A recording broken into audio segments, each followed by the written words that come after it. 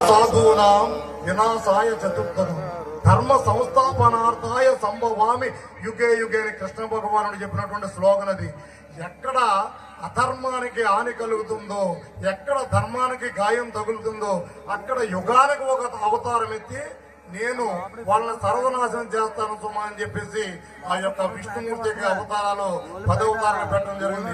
అదే శ్రీరామ, శ్రీకృష్ణ, మత్స్య, కూర్మ, వాహన, బౌద్ధ, కల్కి, నృసింహ ఎన్ని అవతారాలు మీకు చూపించలేదు. ఇటువంటి అవతారాలన్నీ కూడా 10వ మెట్టు మీద ఉండి మనకి ఏది కావాలంటే అది సకాలంలో మనకి అందిస్తున్నారు. 10 తిరుబడి నమో నమ 11 తిరుబడి ఏకాదశ సోపానాధీష్టాన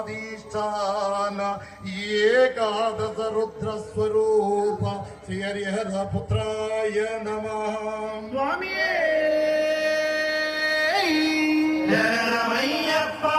11వ మెట్టి మీద సాక్షాత్తు పరమశివుడి కూర్చున్నాడండి. మళ్ళీ ఈ మెట్టి మీద కూడా ఆయన ఏకాదశ రుద్రాభిషేకాలు అని చెప్పి ప్రతి ఒక్క కార్తీక మాసంలో 11 రుద్రాభిషేకాలు జరగడం జరుగుతుంది.